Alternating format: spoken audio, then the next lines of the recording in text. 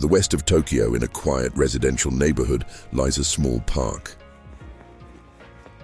It is known as Aiki Park. Aiki Park officially opened on March 23, 2024.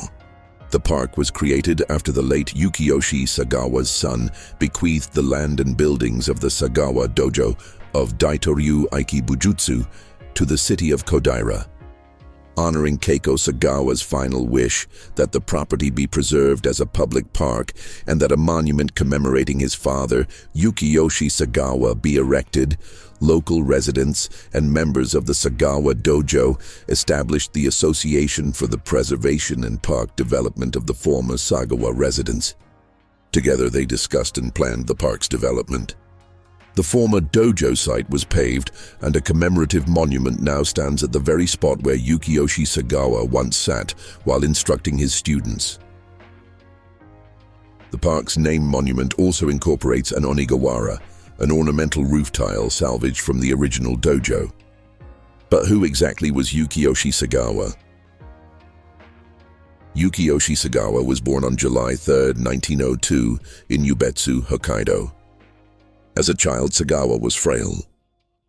Around the age of 4, he suffered a serious illness and underwent medical treatment. Hoping to restore his son's health, his father encouraged him to begin studying Onoha Ito-ryu swordsmanship at around the age of 9. He later trained in Sekiguchi-ryu jujutsu as well.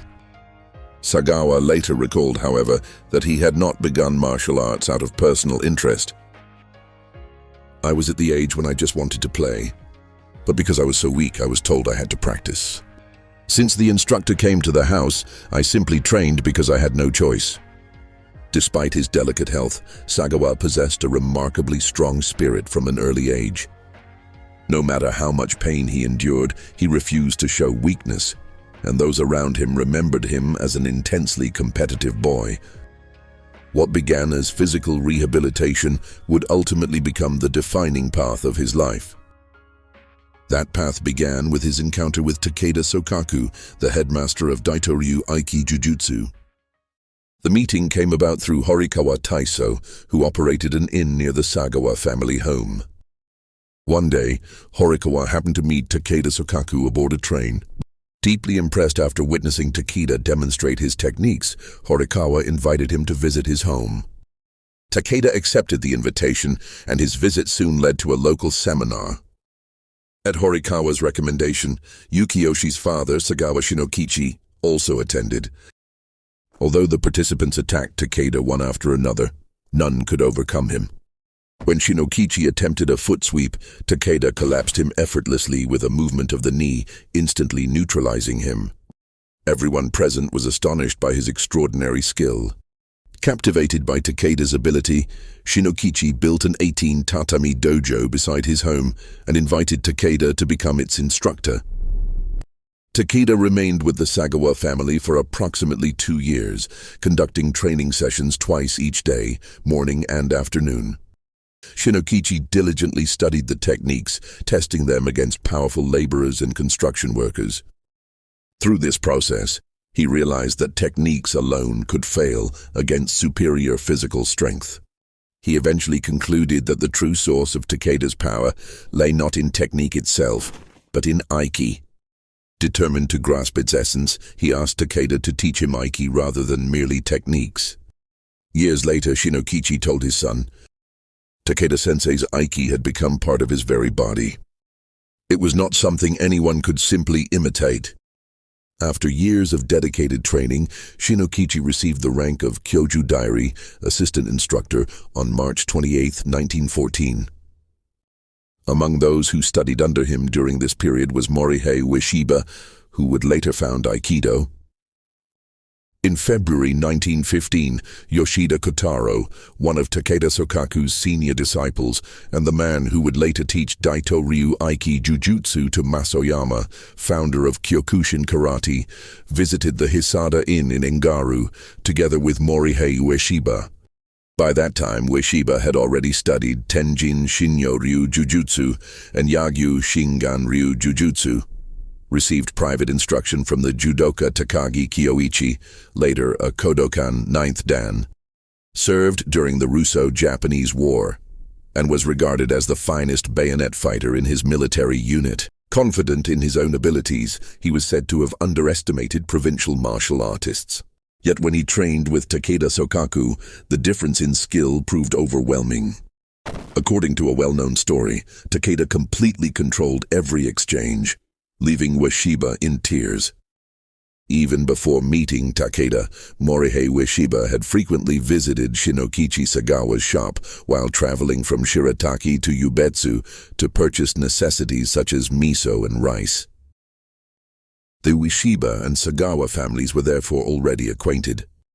Growing up in this extraordinary environment, the young Yukiyoshi visited the dojo every day, observing Takeda Sokaku's instruction firsthand. Eventually, protective armor for 3 people, Takeda Sokaku, Shinokichi Sagawa, and Yukiyoshi himself, was ordered from Tokyo. This allowed the young Sagawa to cross bamboo swords directly with Takeda. Takeda's swordsmanship left an unforgettable impression on him.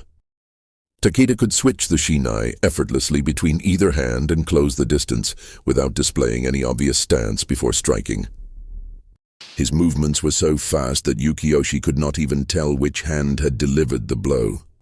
At one autumn festival, Sasaki Ryokichi, Yukiyoshi's teacher in Onoha Ito-ryu, won a local fencing tournament. Afterwards, Takeda advised Sasaki that the hikikote technique was dangerous and should not be relied upon. Sasaki confidently replied that he had never once been struck while using it. Takeda then had Sasaki wear only a kote glove and announced exactly where he intended to strike. Despite revealing his target beforehand, Takeda repeatedly hit the identical spot in an instant. When the glove was removed, a dark bruise the size of a 10-yen coin had formed on Sasaki's right hand. Speechless, Sasaki bowed deeply in admiration of Takeda's extraordinary precision and power. Looking back years later, Yukiyoshi Sagawa said of Takeda's swordsmanship, "It was on an entirely different level. Had he been born in the closing days of the Tokugawa period, he would surely have become one of history's renowned swordsmen." Outside the dojo as well, Takeda treated the young Yukiyoshi with great affection. At that time, Yukiyoshi had not yet formally become Takeda's disciple. His experiences mainly consisted of simple exercises, such as being told, "Raise your arm," before trying unsuccessfully to move it, while Takeda effortlessly restrained him. To the young boy, however, Takeda Sokaku was far more than an instructor. Long before he could understand the mechanics of Takeda's remarkable abilities, he saw a man whom everyone around him regarded with profound respect, a figure unlike anyone he had ever known. At the age of 17, Yukiyoshi Sagawa reached a major turning point in his martial arts journey, the pursuit of Aiki, the core principle of Daito-ryu. Takeda Sokaku did not maintain a permanent dojo. Instead, he traveled from place to place, teaching Daito-ryu Aiki-jujutsu wherever he went. Yukiyoshi's father, Konokichi, constantly reminded his son, "If you do not understand Aiki, there is no point in learning countless techniques." Taking those words to heart, father and son devoted themselves to studying Aiki-age, the fundamental exercise of Aiki, using the sensations they had experienced while training under Takeda Sokaku as their guide. Konokichi would explain, "This is how Master Takeda moved, relying on his own memories, and together they repeatedly experimented in an effort to uncover the principle behind it." Yukiyoshi trained relentlessly every day, pushing himself to the point that the pain in his arms often kept him awake at night. After years of persistent effort, at the age of 17, Yukiyoshi finally mastered a unique method of raising his arms even while both were firmly restrained. Rather than resisting with brute force, he naturally caused his opponent's strength to disappear, allowing his arms to rise effortlessly. It was not a contest of strength but a method of neutralizing an opponent's power through breathing and refined body mechanics. When he demonstrated his achievement to his father, Konokichi was deeply astonished and exclaimed, "So you've finally done it." Yukiyoshi then explained the principle he had discovered, and by sharing his understanding, Konokichi himself became able to reproduce the same sensation of causing an opponent's strength to dissolve. Looking back on this experience years later, Yukiyoshi Sagawa remarked, "Without Master Takeda, I could never have reached the essence of Aiki. Without my father, I could never have understood what it truly meant." Throughout his life, he believed that his own mastery of Aiki was only possible because of Takeda Sokaku's teachings and the years of joint research he shared with his father. He also recalled that before mastering Aiki, he had not been particularly fascinated by martial arts themselves. However, once he understood its underlying principles and discovered that he could control opponents regardless of their physical strength, he came to appreciate the true fascination of martial arts. Regarding Aiki, Sagawa later explained, "True Aiki is not about competing in strength. The moment you think an opponent is difficult because he is stronger than you, it is no longer Aiki. What you must observe, and the way you must think, are completely different from ordinary martial arts." He emphasized that the essence of Aiki lies not in muscular power, but in one's way of thinking and the use of the body. Years later, Konokichi sought an opportunity to test his son's abilities by arranging a match with the yokozuna Musashiyama. When Yukiyoshi was in his 30s, a meeting was scheduled at the residence of Seishichi Ito, president of Tsutsumikata Manufacturing, located in front of Sengakuji Temple in Takanawa, Tokyo. Konokichi had become acquainted with Ito because he leased land he owned to Tsutsumikata Manufacturing, and Ito also happened to be one of Musashiyama's patrons. However, Musashiyama never appeared on the appointed day, and the match never took place. Instead, an Englishman named Armstrong, renowned for the arm strength he had developed through tennis, happened to be present. Facing this large foreigner, Yukiyoshi effortlessly demonstrated throw after throw, followed by immobilization techniques that completely prevented Armstrong from moving freely. His remarkable performance left a powerful impression on everyone present and vividly demonstrated the effectiveness of Aiki. In 1920, at the age of 19, Yukiyoshi Sagawa left Hokkaido and moved to Tokyo. As he began his new life, he also took it upon himself to spread Daito-ryu. He posted notices at nearby railway stations proclaiming, "The peerless Daito-ryu taught free of charge," and even placed advertisements near the homes of well-known judo practitioners in an active effort to recruit students. One of the first to respond was Park Sang-sul, a large man from Korea. Confident that strength could never be overcome by technique, Park entered the dojo with a challenging attitude. However, after being thrown repeatedly by Sagawa, he changed his mind and immediately asked to become a disciple. Park later introduced Chotoshi and Tsubagaki Toru, and the number of students gradually increased. Many of those who visited the dojo in those days came simply to test their abilities. Sagawa showed no leniency toward such challengers, decisively demonstrating the difference in skill. He believed that the first step in learning martial arts was to make an opponent realize that resistance was futile. Looking back years later, he remarked, "If I taught that way today, no one would stay," acknowledging the uncompromising severity of his instruction in his youth.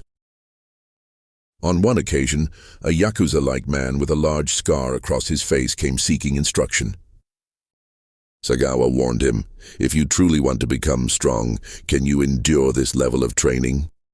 After the practice, the man was so exhausted that he could not even retie the sash of his kimono by himself, and he never returned to the dojo.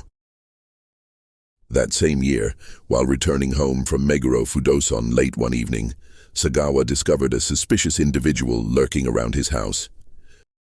Using Daito-ryu techniques, he subdued the intruder, immobilized him completely, and handed him over to the police. Around 1921, when Sagawa was about 20 years old, he became involved in an unexpected altercation in Ginza. After leaving a drinking gathering, he accidentally bumped into a rickshaw puller, leading to an argument. The man summoned roughly 30 companions. Their leader rushed forward brandishing a long kitchen knife, but Sagawa instantly disarmed him and threw the weapon far away. As the others attacked one after another, Sagawa fought them alone, knocking several of them down until the remainder retreated, carrying away their injured companions. At that time, rather than relying on the refined Aiki methods for which he later became famous, he fought primarily with the lightning-fast thrusts he had developed through years of rigorous training. Reflecting on his younger years later in life, Sagawa commented, "A martial artist needs intensity. When you are young, being somewhat reckless is acceptable. As you grow older, you naturally become more composed." It was an unusually candid assessment of his own youth. In 1923, the year of the Great Kanto earthquake, Sagawa returned to Hokkaido, where opportunities to demonstrate his abilities continued. In 1928, Shinji Toba, a fourth dan judoka well known at Hokkaido University and a former national tournament champion, visited the dojo. Despite Toba's formidable reputation, Sagawa threw him repeatedly with ease. Pale-faced, Toba quietly sat down, fully aware of the overwhelming gap in their abilities. Around 1940-1941, Kotaro Yoshida approached Sagawa with a request. He explained that Ryuho Okuyama appeared to have based his art on Daito-ryu, while calling it Hakko-ryu, saying, "I am too old to deal with this myself. I would like you to teach him a lesson." The two men visited Okuyama together, but he happened to be away and no meeting took place. Later, Toshimi Matsuda visited Sagawa's home and explained that Okuyama had once been his own student. He asked that the matter be handled peacefully. After hearing the circumstances, Sagawa readily agreed, and the issue went no further. Sometime afterward, one of Sagawa's disciples brought him a copy of Ryuho Okuyama's book, Daito-ryu. After reading it, Sagawa simply remarked, "He has written about it properly as Daito-ryu." With that, he quietly accepted the matter and never pursued it further. Looking back to December 1935, an unforgettable incident took place while Sokaku Takeda was staying at the Sagawa family home to conduct a training seminar. Before taking his morning bath, Takeda instructed Yukiyoshi Sagawa to grip one of his hands as firmly as possible with both hands. Sagawa complied with all his strength. Takeda then attempted to free his hand, but found that he could not move it as he intended. According to Sagawa, this was because he had already grasped the principles of Aiki and had developed a way of using his body that differed from ordinary movement. After finishing his bath, Takeda called Sagawa over once more and asked him to repeat the same exercise. This time, however, Takeda effortlessly broke Sagawa's balance with his technique, leaving Sagawa once again in awe of his master's extraordinary skill. The experience presented Sagawa with a profound challenge, inspiring him to pursue the question, "When someone seizes me, how can I gain complete control over them?" In 1936, at the age of 34, Yukiyoshi Sagawa began accompanying Sokaku Takeda as his assistant during instructional tours throughout Japan. Together with Takeda and his third son, Tokimune Takeda, they departed from Sendai, traveling across the Tohoku and Kanto regions while supporting the teaching of Daito-ryu. Sokaku Takeda himself rarely taught members of the general public at local dojo. At the Butokuden of the Saitama Police Department, Takeda conducted seminars for senior police officials. After this training period concluded, Tokimune Takeda returned to Shirataki in Monbetsu District, Hokkaido, for his military conscription examination. From that point onward, Sagawa continued traveling alone with Sokaku Takeda as they toured various regions of Japan. Recalling those days, Sagawa later said, "While traveling with Takeda-sensei, I was prepared to risk my life to protect him if anything happened. He had a fiery temperament, and it always felt as though something could happen at any moment." At the same time, he remembered with a smile, "In truth, sensei was usually the first one to charge in." During their travels, Takeda often demonstrated his techniques to the proprietors of the inns where they stayed. Impressed by his remarkable ability, many of these hosts introduced him to influential figures within their communities. Those who received Sokaku Takeda's instruction were primarily individuals of high social standing, including police chiefs, politicians, and prominent local businessmen. Throughout these tours, Sagawa supported the instruction by serving as Takeda's demonstration partner and UKE. Accompanying Takeda as his assistant, however, was far from easy. He was responsible for paying his own travel expenses, including lodging, and the extended tours placed a considerable financial burden on him. Even so, Sagawa was able to accompany Sokaku Takeda across Japan thanks to the understanding and unwavering support of his father, Saganokichi Sagawa, who himself possessed a deep passion for Daito-ryu. In Daito-ryu, the traditional method of instruction was through short-term seminars, as practiced by Sokaku Takeda and Yukiyoshi Sagawa. Once a participant signed the Aimi Roku, attendance register, they were officially recognized as a disciple. Unlike systems that required repeated attendance before one could become a student, even a single seminar was regarded as formal admission into the school. Looking back on those years, Sagawa later explained that while he was constantly traveling to teach, he had little opportunity to study and refine his techniques in depth. At that stage, he had not yet reached the level where he could control an opponent with only the slightest movement of his body. It was only after he settled down and devoted himself to research that many of his innovations and discoveries emerged. He also emphasized that simply strengthening the body through training was not enough. True progress, he believed, came from constantly thinking about which techniques should be used in actual combat and how they should be applied.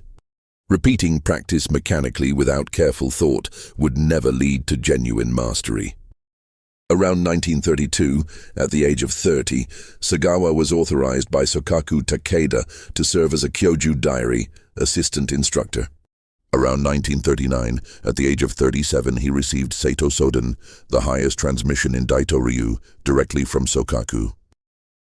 Throughout the 1940s, he traveled across Japan teaching Daito-ryu. During this period, Sagawa often remarked, "A person who has thoroughly mastered a single path is stronger than someone who holds many ranks." Aiki applies to every martial art. These words reflected his lifelong philosophy of martial arts. In 1953, at the request of Munikyo Takeda, Sagawa faced a 6th Dan judoka who had dismissed both Sokaku Takeda and Daito-ryu. Demonstrating his skill decisively, he won the encounter. Witnessing the match, Munikyo Takeda was reportedly moved to tears with joy and treated Sagawa with great hospitality. In 1954, at the age of 52, Sagawa was nominated as the 36th headmaster, Soke, of Daito-ryu by Sokaku's eldest son, Munikyo Takeda, and his third son, Tokimune Takeda. Morihei Ueshiba, a former disciple who had already founded Aikido, welcomed Sagawa's succession to the Daito-ryu headmastership, writing that, "Mr. Sagawa is the perfect choice without question." He sent a written message to Tokimune Takeda expressing his congratulations. It is also said that a handwritten postcard from Tokimune Takeda to Sagawa still exists, informing him that Ueshiba's letter had been received. The postcard was titled, "Regarding your succession to the headmastership." In 1955, Sagawa conducted seminars at several locations, including Abashiri Prison, which at the time was regarded as the harshest prison in Japan. Reflecting on his years of traveling throughout the country, Sagawa later admitted that it was difficult to teach students even the fundamentals during such short seminars. As a result, instruction often focused only on techniques, making it far from easy for participants to truly acquire Aiki. Over the years, he instructed countless police officers, military personnel, judoka, kendoka, politicians, educators, and many others, spreading Daito-ryu Aiki-jujutsu throughout Japan, particularly across Hokkaido.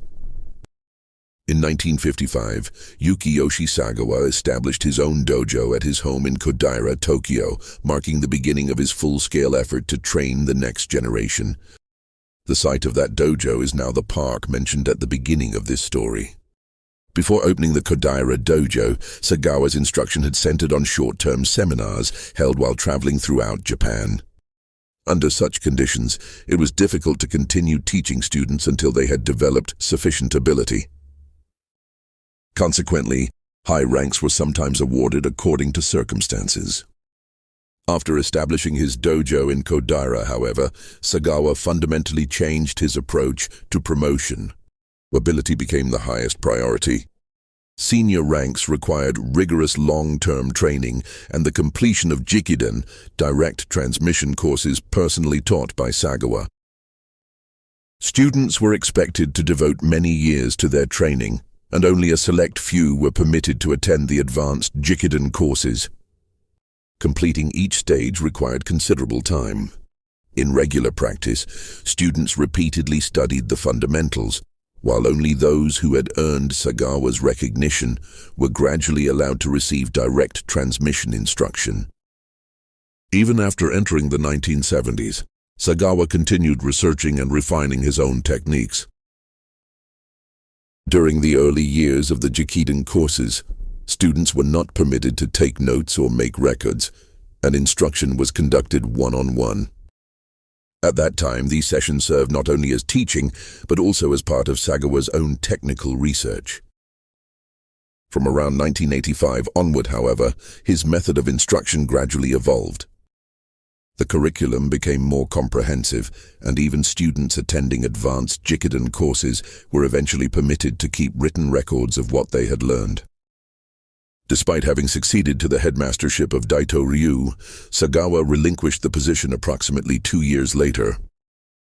From the 1960s through the 1970s, Yoshimaru Sadao was widely regarded as one of Sagawa Yukiyoshi's most accomplished disciples. After many years of training under Sagawa, he earned such a high level of trust that he was reportedly entrusted with teaching responsibilities on his instructor's behalf. Yoshimaru was also the person who introduced martial artist Horibe Seishi to Sagawa, allowing Horibe to study directly under him for a period of time. In the late 1970s, however, both Yoshimaru and Horibe left Sagawa's dojo to pursue their own martial arts research. Together, they later founded Kankotsuken, a system that would eventually develop into what became known as Kappo. The circumstances surrounding their departure remain a matter of historical debate. Yoshimaru's side has maintained that they left because of unavoidable circumstances, while also stating that the details were deliberately withheld from the public for many years. The Sagawa dojo, however, has preserved a different account, and the testimonies of the two sides do not agree.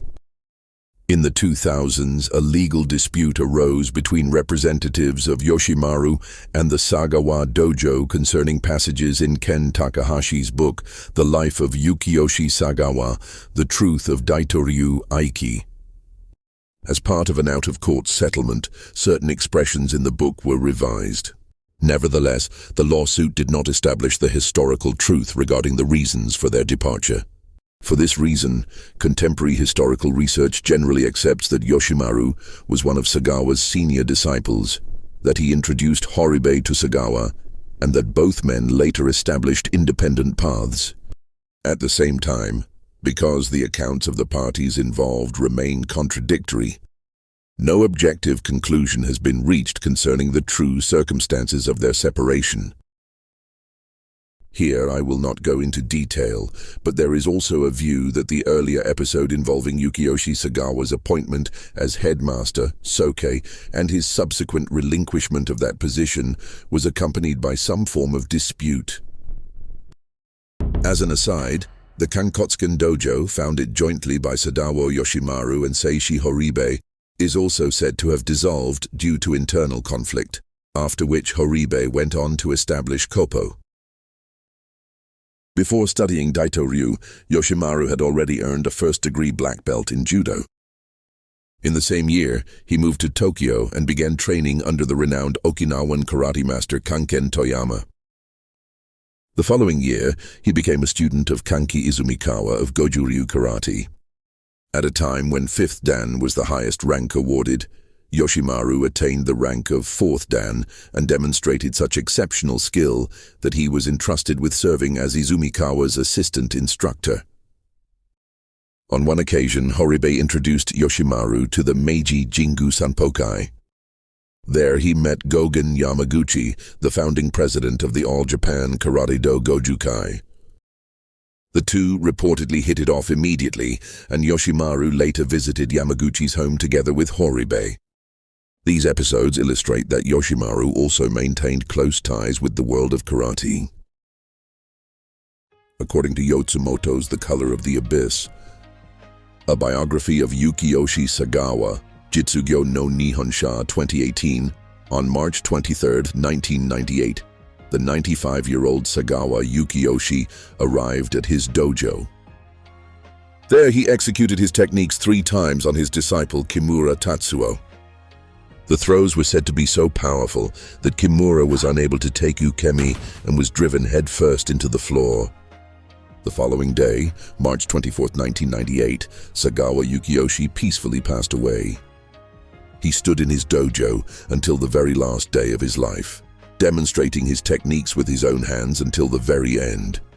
His life embodied the idea that martial arts are not merely a collection of techniques, but a lifelong way to be pursued. Today, visitors to this park will no longer find the dojo that once stood here. Yet the countless hours of training that took place on this ground, and the lifelong journey of one man who dedicated himself to mastering the martial arts, remain indelibly etched into this place. Perhaps that is the greatest legacy that Yukiyoshi Sagawa left for future generations.